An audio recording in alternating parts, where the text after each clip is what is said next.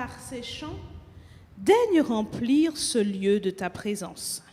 Laisse-nous par notre louange crier à toi dans nos moments de doute. Tu nous as assurés de ton amour, mais par-dessus tout de ta fidélité, Seigneur. Mes frères et sœurs, approchons-nous avec confiance de Dieu et n'ayons pas peur d'utiliser cette louange. Qu'il soit exalté.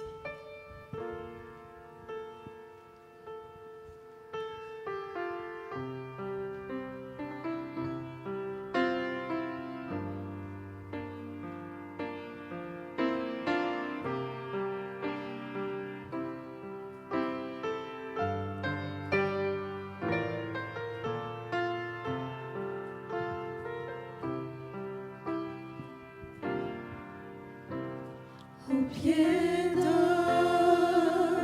ton trône éternel, je me prosterne devant toi. Tu règnes sur la terre et les cieux. Tu es assis à la droite de Dieu. Sois exalté, sois l'agneau de Dieu. Aujourd'hui et à jamais, sois couronné de mes louanges. Ta majesté remplit ce lieu.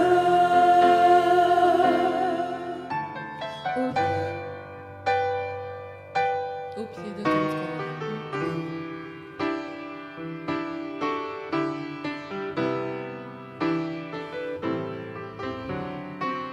Avec nous.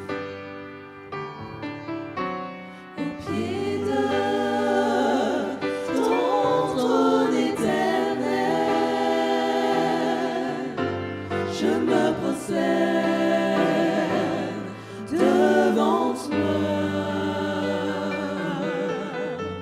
Tu règnes sur la terre et les cieux. Tu es assis à la droite de Dieu. Sois exalté, sois l'agneau de Dieu. Aujourd'hui et à jamais,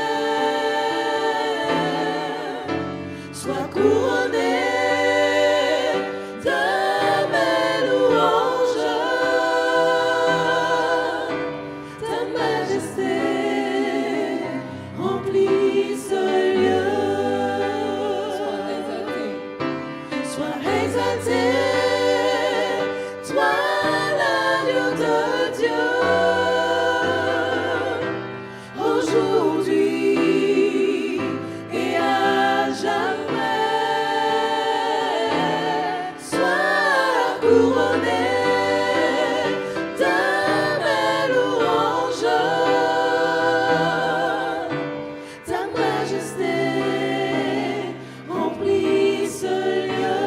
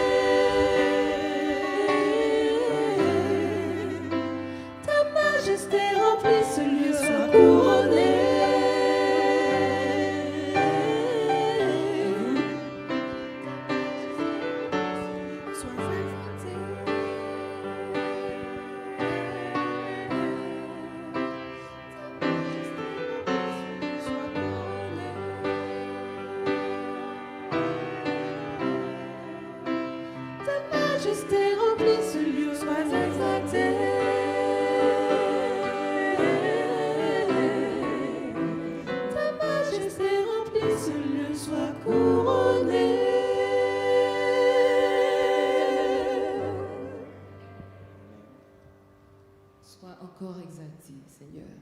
Dieu fidèle, tu ne changes pas.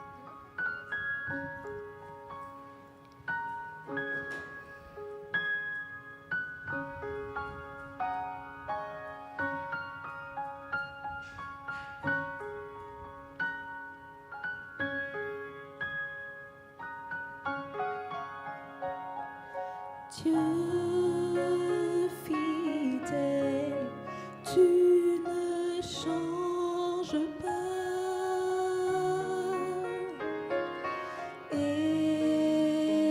Éternel, mon rocher, ma paix, Dieu puissant, je m'appuie sur toi.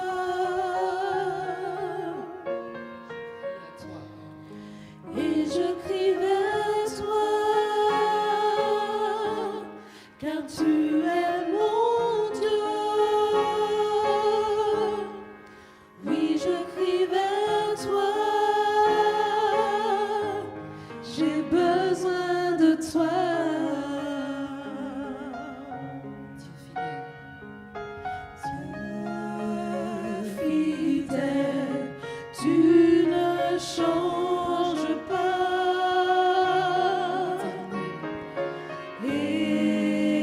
Éternel, mon rocher, mon rocher, ma paix, ma paix, Dieu puissant, je m'appuie sur je m'appuie sur toi. et je crie vers toi. Et je crie vers toi, car tu es mon Dieu. Oui, je crie vers toi, j'ai besoin de toi. Tu es mon roc, Tu es mon roi au jour de la détresse. Et si je tombe, tu me relèves dans la tempête. Ton amour me ramène au port. Tu es mon seul espoir, Seigneur. Dieu fidèle, tu ne changes pas.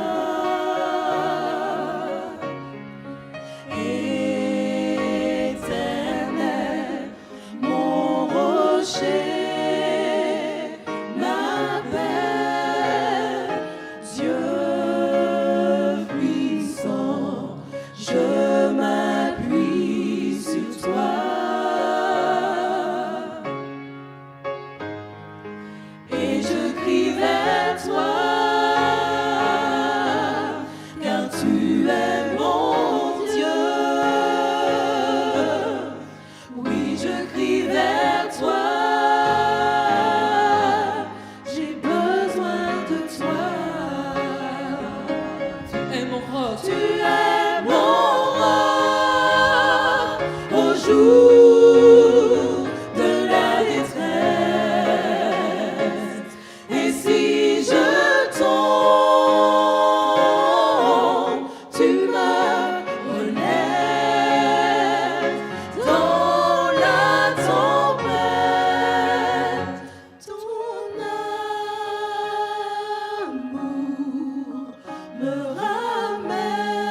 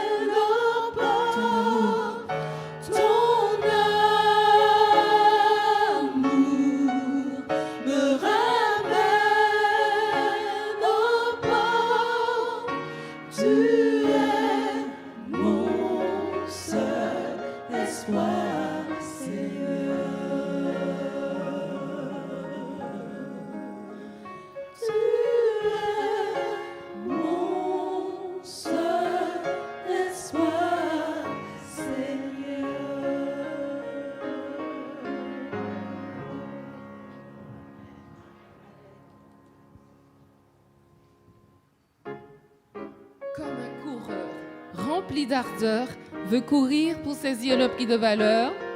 Nous sommes debout et nous entonnons ces paroles. Ce sera gloire, gloire pour moi, quand je te verrai, mon Dieu, mon roi, après la course de la foi. Comme un coureur rempli d'ardeur veut courir pour saisir le prix de valeur. Ainsi, mon Père, je veux courir dans la carrière pour l'obtenir. Ce sera gloire, gloire pour moi, quand je te verrai, mon Dieu, mon roi. Ce sera gloire, quand avec toi j'aurai fini la course de la Sans hésiter, sans murmurer, franchement, dignement, je veux m'élancer. Jésus, mon maître, je veux t'aimer et te connaître, te ressembler. Ce sera gloire, gloire pour moi, quand je te verrai, mon Dieu, mon roi.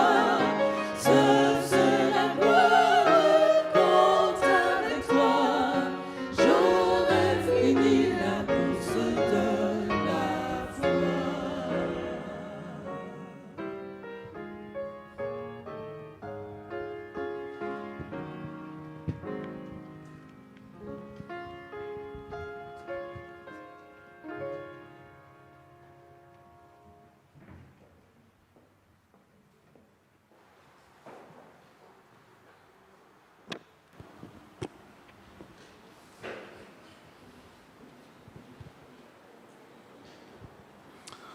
Bonjour à tous.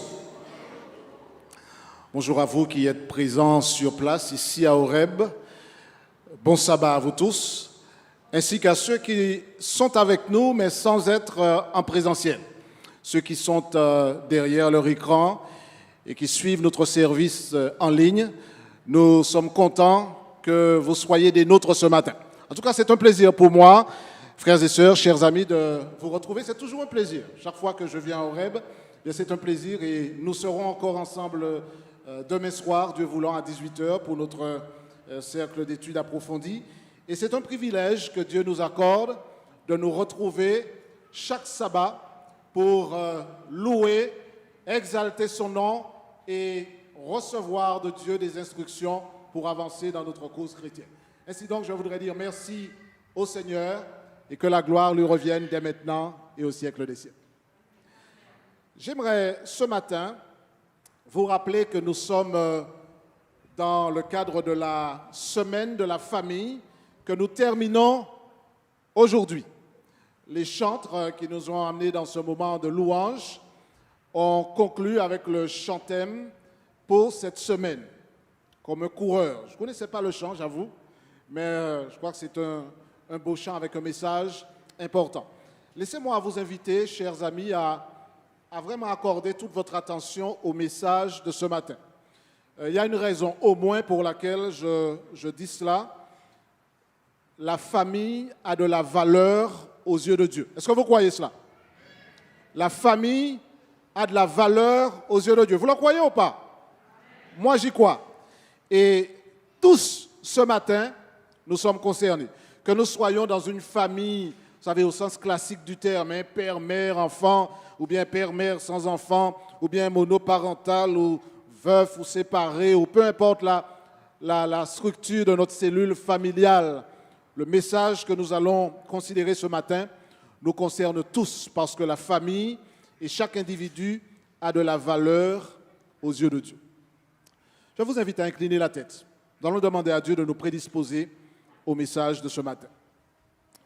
Notre Père qui es aux cieux, alors que nous allons ouvrir ta parole et que nous allons considérer tes instructions pour nous au niveau de la famille, parle-nous, Seigneur.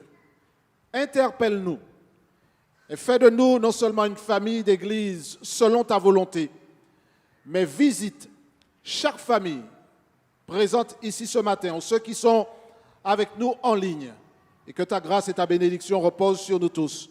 Nous t'en prions dans le nom de Jésus. Amen. L'amour, c'est beau. Vrai ou faux? L'amour, c'est beau.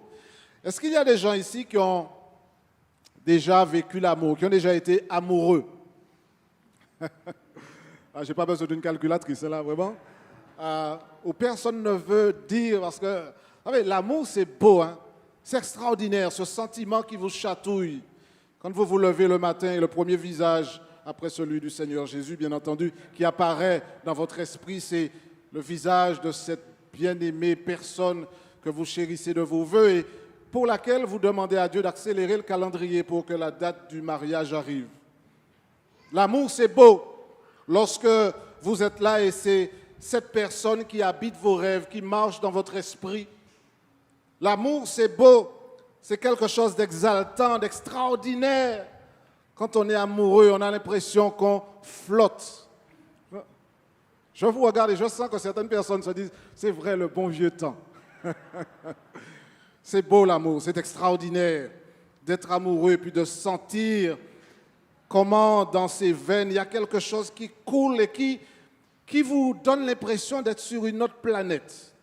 Vous avez l'impression que les problèmes du monde n'existent plus tant que l'être aimé est ou est est dans votre cœur et dans votre esprit. C'est beau l'amour, c'est beau. C'est beau quand on se retrouve à revêtir sa robe de mariée. C'est beau quand on voit des photographes qui s'empressent d'immortaliser l'image de ce jour extraordinaire que vous avez attendu avec impatience. C'est beau l'amour, c'est beau. Et pourtant, la famille est une institution sous attaque. C'est beau l'amour et pourtant, il y a des séparations, des divorces, de la maltraitance, des agressions, de la débauche, des déceptions, des désillusions. C'est beau l'amour. Et pourtant, il y a des gens qui ne veulent même plus entendre parler de ce mot-là, qui l'ont rayé de leur vocabulaire et qui ne croient plus dans l'amour. Alors, est-ce qu'il y a quelque chose qui cloche? Est-ce qu'il y a quelque chose que nous avons raté? C'est beau l'amour. C'est beau. La Bible d'ailleurs en parle dans des termes élogieux. Mais ce matin, je voudrais permettre à travers moi que Dieu nous interpelle, à commencer par moi, pour que nos familles, qui sont l'objet des attaques du malin, je répète, le diable sait que la famille a de la valeur aux yeux de Dieu et il s'évertue à l'attaquer, à la déstabiliser, à la dévaloriser. Mais ce matin, je voudrais redire et réaffirmer avec toute la force que je peux rassembler que nos familles ont de la valeur aux yeux du Seigneur Jésus. Et je demande à Dieu de bénir nos familles, malgré ce tableau que j'ai dressé. Et c'est la réalité, je ne vais pas vous mentir. Oui, il y a des familles qui souffrent.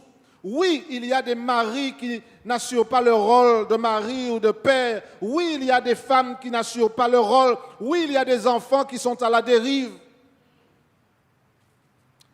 Mais j'aimerais ce matin nous inviter à ouvrir nos cœurs et nos esprits pour que nos familles soient entre les mains du Seigneur Jésus. Que les anges du ciel environnent nos familles et qu'elles soient l'objet de la protection de notre Seigneur. Parmi les choses qui caractérisent une famille, il y a le nom. La famille a un nom. D'accord, on vous appelle par un nom. Il y a telle famille, la famille X, la famille Z. Il y a aussi l'appartenance. Qu'est-ce que j'entends par appartenance? C'est le fait d'avoir ce lien. J'appartiens à telle famille.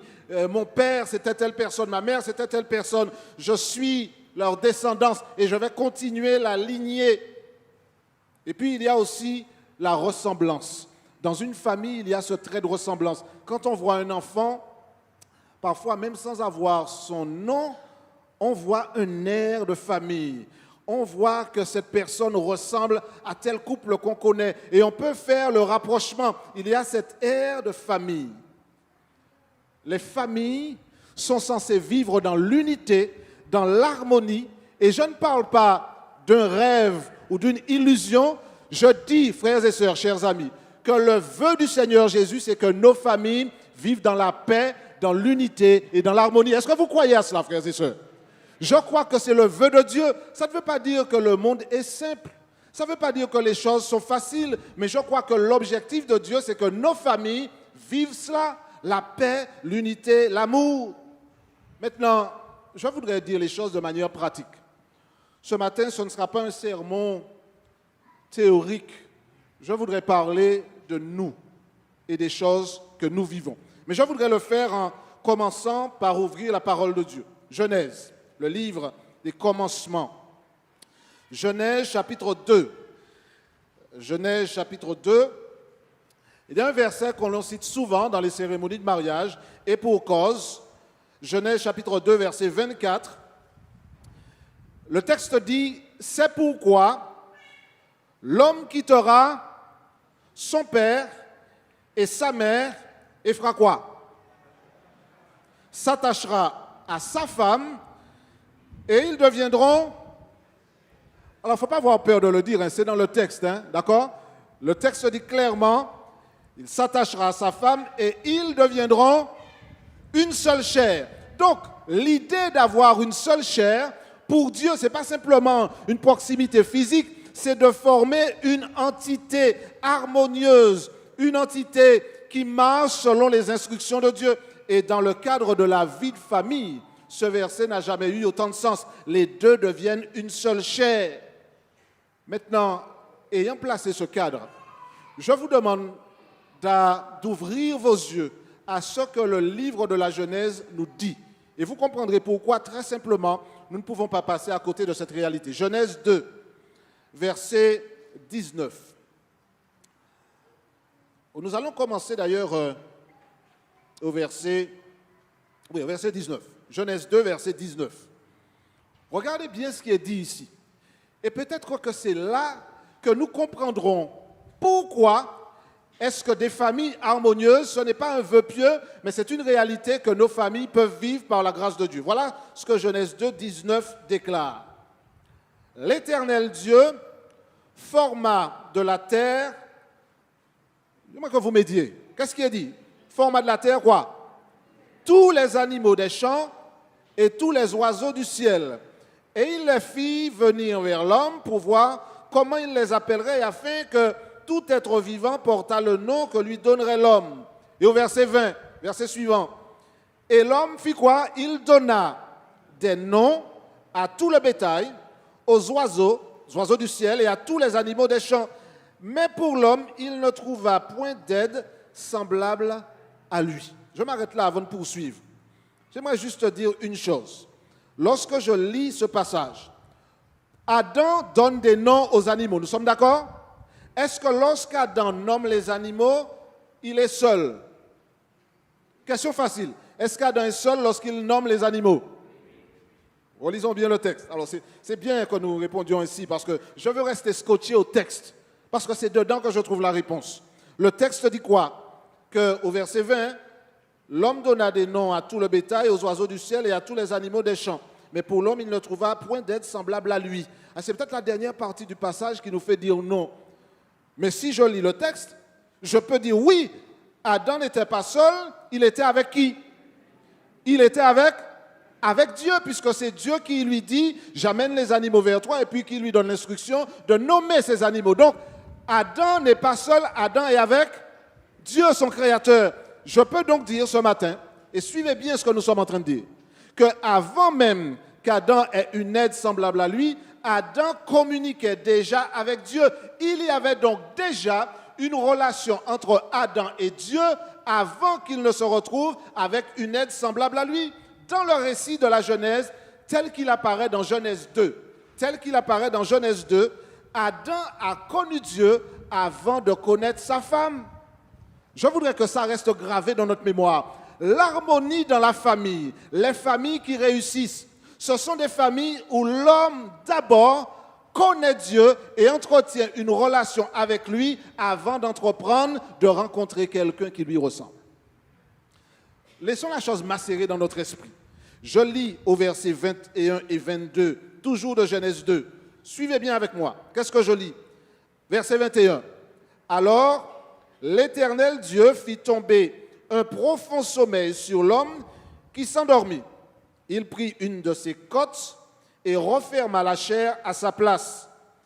Verset 22. L'Éternel Dieu forma, dites-moi quoi, ou qui du moins, forma une femme et il l'amena vers l'homme. Ce texte-là, quand je le lis tel qu'il est écrit là, il me dit une chose. Regardez bien. On a dit tout à l'heure que Adam a nommé les animaux. Il était seul parce qu'il n'avait pas d'être semblable à lui, mais il n'était pas seul parce que Dieu était là. Et avant de voir apparaître Ève, Adam avait déjà une relation avec Dieu. C'est le prélude indispensable à une vie de famille réussie. Parlons d'Ève maintenant. Le texte me dit que Ève a été formée à partir du côté que Dieu avait pris de l'homme. Il a refermé la chair à sa place. Et le texte me dit, regardez bien ce détail, tel que c'est dit dans Genèse 2. L'Éternel, à la fin du verset 22, il forma une femme de la côte qu'il avait prise de l'homme et il l'amena vers l'homme. Ce qui me permet de dire que si Dieu a créé Ève à partir de la côte d'Adam et ensuite qu'il a amené Ève vers l'homme, la question que je vous poserai est très simple. Quelle est la première personne qu'Ève a vue? Dieu. La première personne avec qui Ève a eu une relation, ce n'était pas Adam, c'est Dieu. Parce que si le texte me dit la vérité, elle a été amenée vers l'homme. Donc pour pouvoir être amenée vers l'homme, ça veut dire qu'elle n'était pas là à ce moment-là. Si je lis le texte tel qu'il apparaît. Donc Dieu l'amène vers l'homme. Ça veut dire que Ève a eu un contact avec Dieu avant d'avoir eu un contact avec son mari. Qu'est-ce que la Genèse est en train de me dire? Que l'entité familiale, que la famille qui veut correspondre au plan de Dieu est une famille où l'homme rencontre Dieu avant de rencontrer sa femme et où la femme a une relation avec Dieu avant de rencontrer son mari. En d'autres termes, nous cherchons parfois très loin ce que Dieu est en train de nous dire de manière simple, que chacun ait d'abord une relation, une communication, une rencontre avec Dieu avant d'envisager de former une cellule familiale. Laissons cela macérer dans notre esprit. Laissons Dieu nous parler à travers cela. Dieu a créé la femme à partir du côté de l'homme. Ça veut dire beaucoup. On n'aura pas le temps d'épiloguer dessus ce matin. Alors je sais qu'il y a des hommes parfois qui cherchent, qui comptent pour savoir si il ne manque pas une côte. Vous avez déjà compté pour voir s'il ne manque pas une? Peut-être que ça vous surprendra. Comptez chez vous. Vous allez vous rendre compte que finalement, il faut croire ce que la Bible dit et pas les légendes qui circulent. D'accord? Dieu amène la femme vers l'homme. Et donc, je peux, en me basant sur ce que Genèse 2 déclare, dire que et Adam et Ève ont connu Dieu avant de se connaître l'un l'autre. Donc, une famille épanouie est une famille où d'abord, je m'assure de connaître Dieu avant d'entrer en contact avec quelqu'un d'autre. Vous savez, beaucoup de personnes se laissent avoir par ce sentiment amoureux. Je l'ai rencontré, il est tellement beau, il est charmant, il est plus que charmant, il chante bien, il s'habille bien, et puis en plus il sent bon. Ce n'était pas écrit, hein, cette phrase-là, je l'ai ajoutée, je ne sais pas pourquoi, mais quelque part, dans l'esprit de beaucoup de personnes, ce qui va nous attirer d'abord vers l'autre, ce n'est pas s'il a rencontré Dieu d'abord, ce n'est pas si elle a rencontré Dieu d'abord, c'est quelle impression il fait sur mon être, et puis quel genre de démangeaison ça va créer chez moi, quel genre d'image je vais voir peupler mon imagination. C'est cela, malheureusement, qui devient le critère de sélection de beaucoup de personnes. Or, la version biblique d'une famille selon Dieu, c'est une version dans laquelle l'homme rencontre Dieu d'abord et la femme rencontre Dieu d'abord. Et ensuite, ils se rencontrent l'un l'autre. Alors, beaucoup de personnes se disent, oui, mais ça c'était au début et puis après, il y a eu la chute. Vous avez entendu parler de la chute? La chute. Lorsque, comme quelqu'un m'a dit, et je répète ce que quelqu'un m'a dit, hein, je ne sais pas où cette personne a pris ça, m'a dit, pasteur, dans quel état nous y est à présent? Et puis il a ajouté, il m'a dit, tout ça pour la petite femme. La femme qui nous a mis dans cette histoire. parce que c'est elle qui est allée prendre le fruit de la personne et l'a mangé alors qu'elle ne devait pas le faire. Mila, yo mettez-nous. Voilà ce que cette personne me dit. J'ai souri. Et puis, cette personne me demande, est-ce que vous d'accord et puis moi, pasteur? Ah, c'est la question qui tue. Hein? D'accord. Alors, j'ai dit, écoute, ce que tu dis, il faut t'assurer de le dire en étant fidèle à l'Écriture. Et je voudrais vous inviter à lire les Écritures avec moi. Pour la petite femme. Il y a beaucoup de femmes ici ce matin. Que le Seigneur vous bénisse abondamment. Genèse 2. C'est le texte biblique qui m'intéresse. Le texte biblique. Nous, les textes là, maman est là. Genèse 2. Voilà ce que je lis. Pour remettre les pendules à la bonne heure. Genèse 2, verset 15. Je lis Genèse 2, d'accord? Donc c'est le texte qui me dit cela. L'Éternel Dieu prit l'homme et le plaça dans le jardin pour le cultiver et pour le garder. Je lis la suite. L'Éternel Dieu donna cet ordre à l'homme. Tu pourras manger de tous les arbres du jardin, mais tu ne mangeras pas de l'arbre de la connaissance du bien et du mal, car le jour où tu en mangeras, tu mourras. Je lis le texte. Et quand je lis le texte, qu'est-ce que j'apprends? Que Adam, Ève n'était pas encore là, Adam reçoit de Dieu une instruction, lui disant, tu peux manger de tous les arbres sauf celui-là, tu ne touches pas à celui-là. Donc l'instruction qui est donnée à Adam. Je lis. Dieu bénit, l'Éternel Dieu dit, pardon, il n'est pas bon, nous sommes au verset 18, il n'est pas bon que l'homme soit seul, je lui ferai une aide semblable à lui. Donc, avant de créer Ève, d'accord, si je lis la séquence de Genèse 2, je peux conclure qu'avant de créer Ève, Dieu donne à l'homme l'instruction de ne pas manger de l'arbre en question. Ce n'est qu'ensuite qu'il amène Ève à l'existence au verset 21 et verset 22 que nous avons lu tout à l'heure. Qu'est-ce que tout cela veut dire? Ça veut dire que Dieu a donné le commandement de ne pas toucher à l'arbre à l'homme avant que la femme ne fasse son apparition. Dieu voulait-il dire par là qu'il donnait à Adam la responsabilité morale de partager et de garder le message de Dieu avec son épouse? Est-ce que ce n'était pas une manière pour Dieu de dire, je te donne l'instruction, mais je veux que tu sois le garant, que vous tous les deux, vous l'observiez en tant que couple? La Bible ne donne pas de détails. Peut-être que Dieu l'a répété aux deux ensemble, peut-être qu'il l'a dit à Ève après, mais la première personne qui reçoit cette instruction, c'est Adam. Pour la petite femme. Adam a reçu cette instruction. Laissez-moi vous dire, plutôt que d'entrer dans un débat futile, Adam devrait jouer son rôle de responsable, de leader auprès de son épouse et de son foyer. Donc aujourd'hui, au lieu de blâmer l'autre, l'époux devrait se rappeler son rôle de prêtre au foyer, son rôle de leader qui conduit sa famille auprès de Dieu dans l'obéissance et dans la fidélité au Créateur. En fait, Adam aurait dû encourager Ève à ne pas manger du fruit défendu d'après l'instruction que lui-même avait reçue en premier. Aujourd'hui encore, un époux devrait encourager son épouse à demeurer dans le cadre de l'enseignement de la parole de Dieu. C'est la raison pour laquelle, chers amis, et Adam et Ève portent la responsabilité de la chute. C'est futile de chercher à savoir si c'est la femme, si c'est l'homme, et c'est ce qui nous met en dedans aujourd'hui, parce que le mari va se dire c'est elle, la femme va dire c'est lui, va me dire pour l'appétit de celui-ci.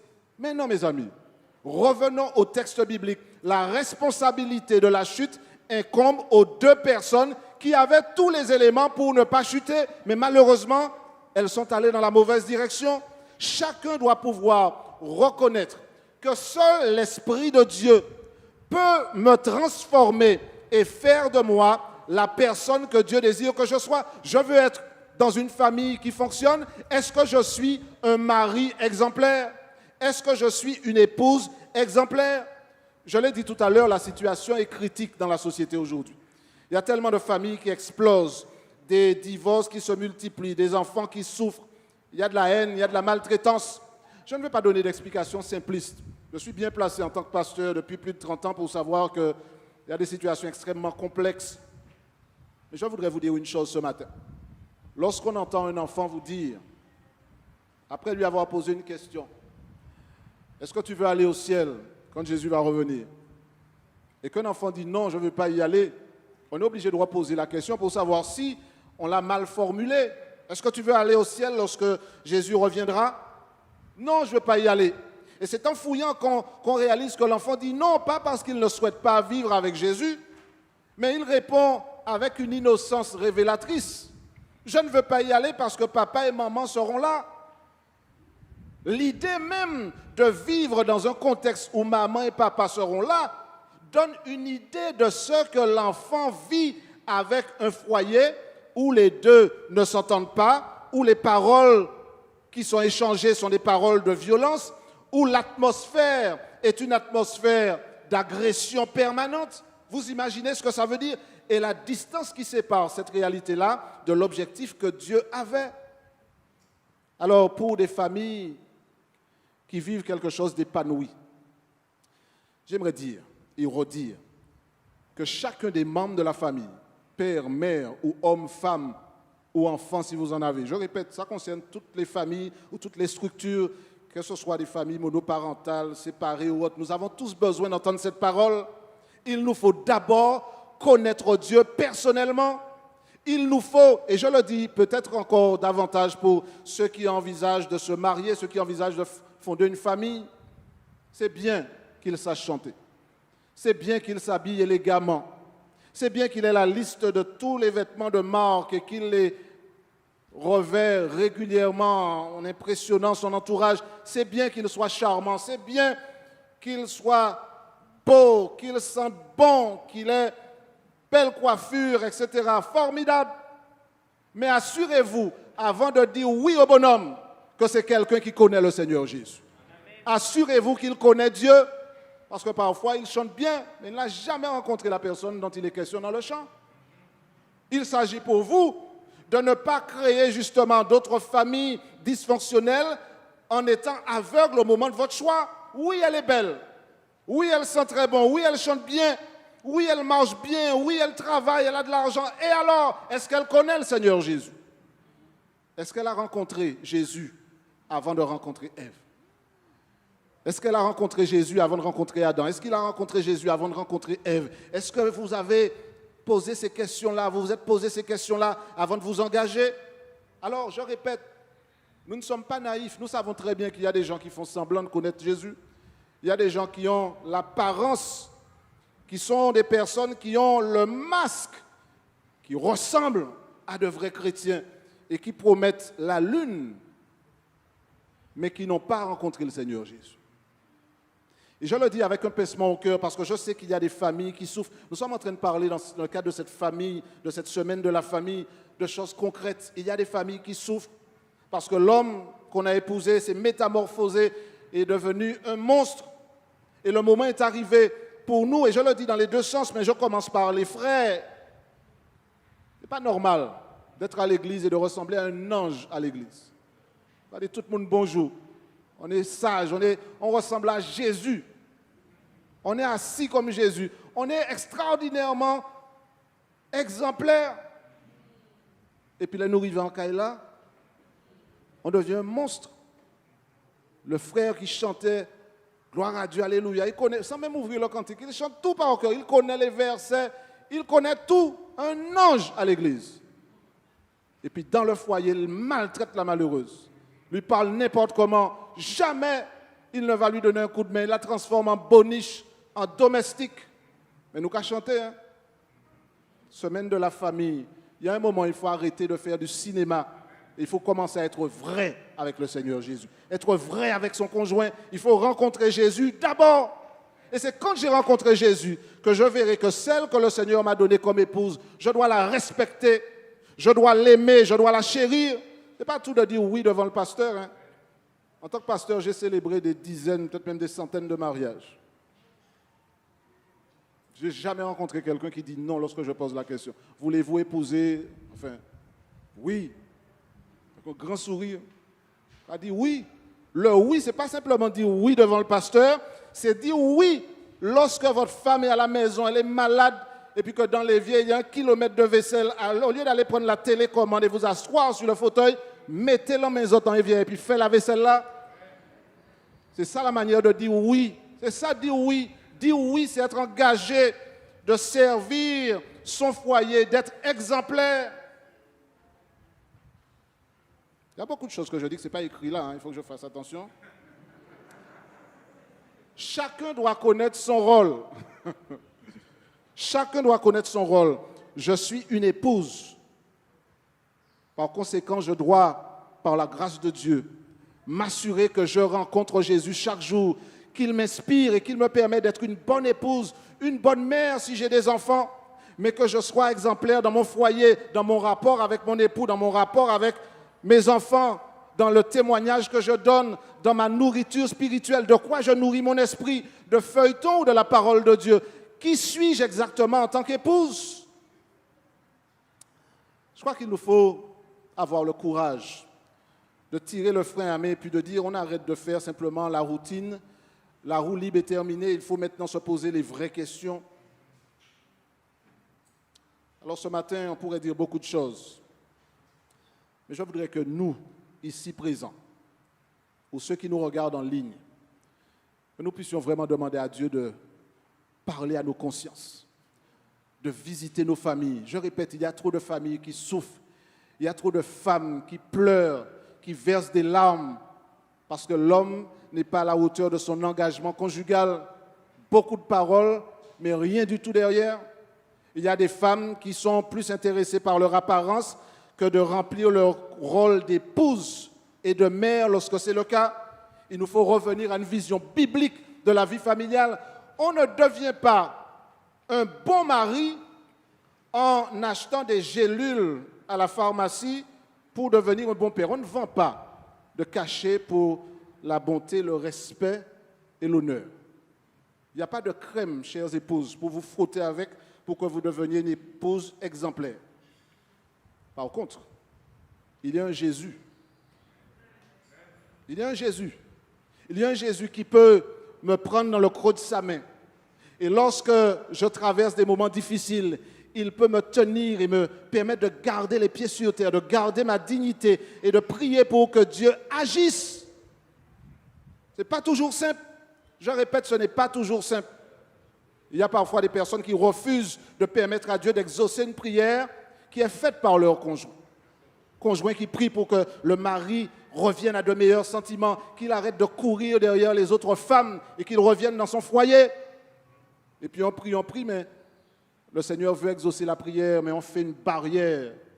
On est encore dans une démarche de destruction vis-à-vis de l'autre. Mais c'est vous qui disiez oui devant le pasteur. Oui, oui. Et puis aujourd'hui, là, qu'est-ce que je fais? Est-ce que je suis capable de demander pardon à mon épouse si j'ai fait quelque chose de mal? Est-ce que je suis capable de la regarder en face et puis de dire, tout homme que je suis, j'ai tort, et je le reconnais et je demande pardon? En Martinique, il paraît qu'on dit grand homme pas qu'à honte. Où est la génération de grands hommes? Où est-elle, cette génération d'hommes qui a d'abord rencontré Jésus avant de rencontrer l'autre? Je dois faire un peu de chirurgie dans ce sermon et l'amputer de certaines parties qu'on considérera après. Mais je prie le Seigneur que les maris, les futurs maris, les hommes qui sont dans cette salle puissent dire, Seigneur Jésus, fais de moi un homme selon Jésus. Fais de moi un mari selon Christ. Fais de moi quelqu'un d'exemplaire pour qu'on n'ait pas une collection d'hommes embêtants, cireurs. Cireurs? Ok. Cireurs. Je ne sais pas l'orthographe, mais vous allez chercher. Cireurs qui rend les autres fous.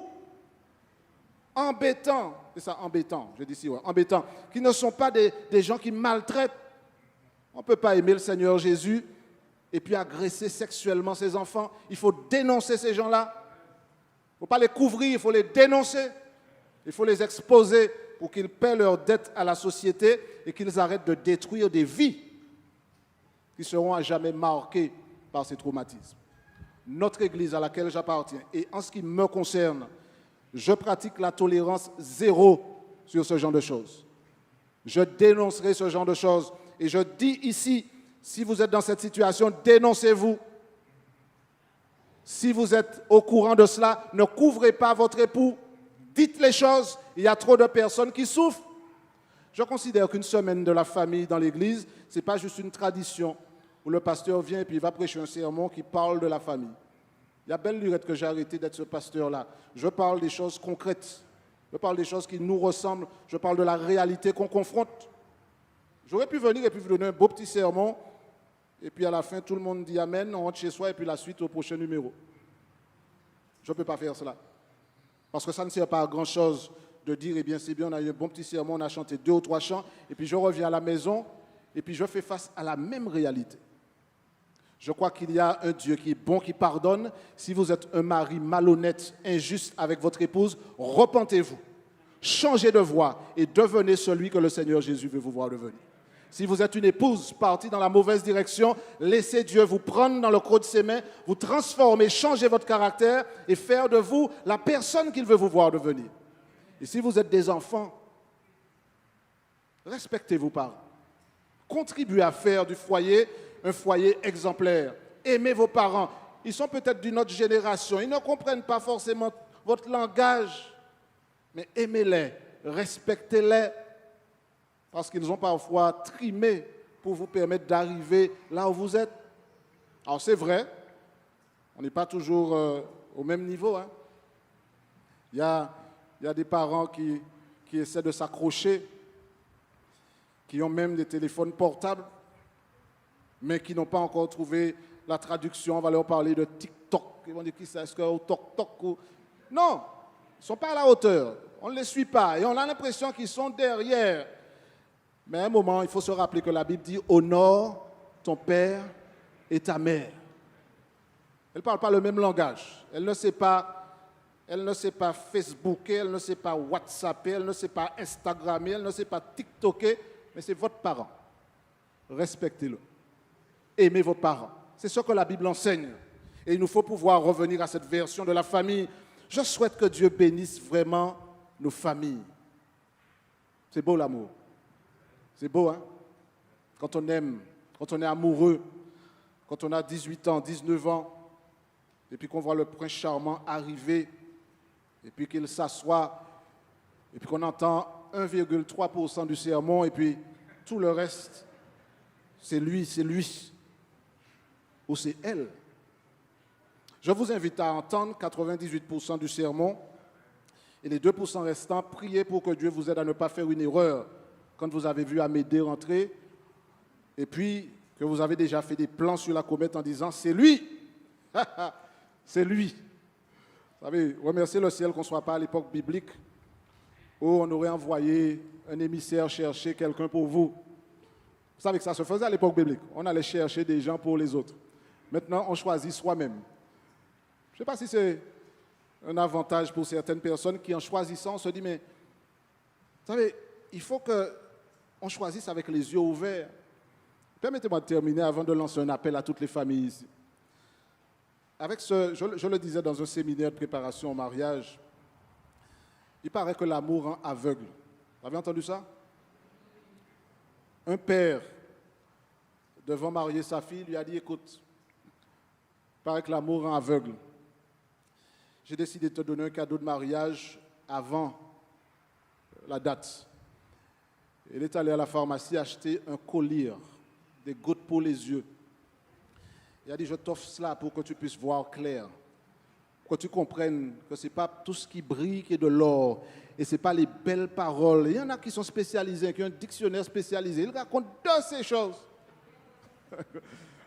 Que Dieu leur pardonne. Ils racontent des choses, spécialistes de la météo, qui sont engagés. Je t'aimerai tant qu'il y aura des étoiles dans le ciel. Le soir n'est pas arrivé, ils disent la même chose à une autre personne. Jamais, tu es le soleil de ma vie. Fouillez dans votre mémoire, vous allez vous rappeler. Je voudrais ce matin, le réveil me fait un appel de phare, il faut que j'arrête. On continuera un autre jour. J'ai voulu ce matin très simplement nous parler. Parce que la famille, ce n'est pas une théorie, c'est une réalité. Je voudrais que le Seigneur bénisse les familles de Rennes. Les familles qui nous ont suivis par le net. Que Dieu nous visite. Nous ne pouvons pas réussir si au départ, nous n'entretenons pas une relation personnelle avec Dieu, une relation transformatrice pour dire Seigneur, transforme l'homme que je suis. Je ne suis pas parfait, mais transforme-moi, aide-moi à aimer mon épouse, à aimer mes enfants, à être exemplaire, à arrêter avec les mauvaises choses et puis à devenir quelqu'un selon toi. Aide-moi à être une épouse exemplaire, aide-moi à te rencontrer d'abord et à démontrer que je te ressemble. Parce qu'il y a un air de famille entre nous, Seigneur. Tu fais partie de ma vie et ça se voit sur la manière dont je mène ma vie conjugale. Est-ce qu'il y a ce matin une personne qui voudrait se joindre à moi pour dire, Seigneur, bénis ma famille. Seigneur, visite-moi en tant qu'époux, en tant qu'épouse, en tant que jeune, en tant que personne qui envisage de se marier. Seigneur, bénis ma famille, transforme mon caractère, aide-moi à être un élément que tu utiliseras pour faire du bien à ma famille et pour être une source d'inspiration pour les autres. Est-ce qu'il y a quelqu'un qui veut se joindre à moi pour demander à Dieu de faire cette prière-là? Je vais vous inviter à vous mettre debout. Nous sommes en train de terminer et nous voulons demander à Dieu une grâce particulière. Je voudrais prier avant qu'on ait le dernier chant qui sera le chant thème et la bénédiction. Je voudrais vraiment prier. C'est vrai que nous avons pris quelques minutes de plus, mais je voudrais prier pour que Dieu bénisse nos familles, pour que Dieu touche nos enfants, pour que l'épidémie de destruction familiale, de maltraitance et de tous les maux de cette même nature s'arrête au pied de la croix. Je vous invite à incliner la tête et nous allons prier notre Père qui est dans les cieux. Notre Père, notre Dieu, ce matin, nous sommes heureux de savoir que la vision biblique de la famille implique que chacun te rencontre d'abord avant de chercher à se rencontrer l'un l'autre.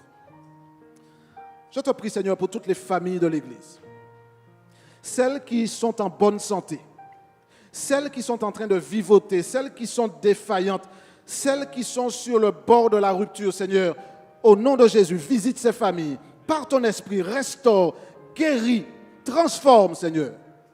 Il y a peut-être de nombreuses personnes ici qui n'osent pas le dire et qui sont venues avec le masque ce matin, en donnant l'impression que ça va, mais qui vivent un cauchemar dans leur foyer. Je prie, Seigneur, que tu leur donnes la force de rester debout, mais surtout que tu touches le caractère de chacun des membres de cette famille pour qu'il y ait guérison, transformation, régénération, repentance.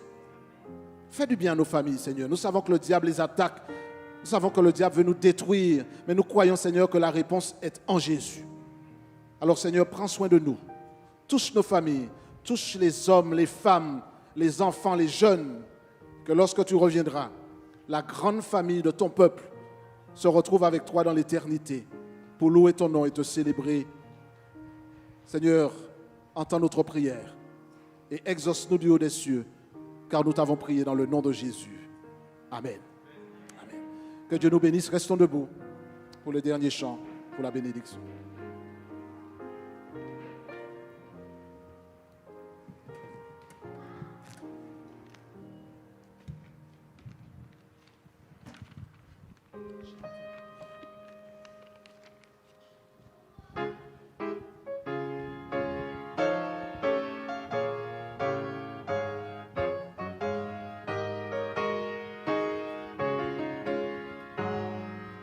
Comme un coureur rempli d'ardeur veut courir pour saisir le prix de valeur.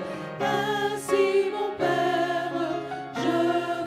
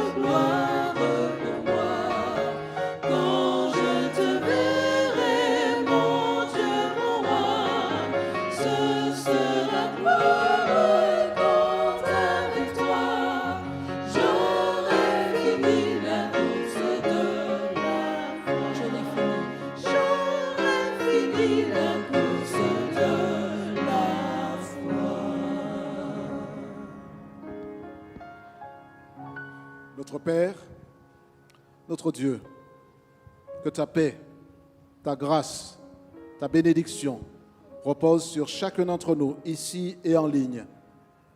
Et prépare-nous pour l'éternité, nous et nos familles. Nous te prions dans le nom de Jésus. Amen.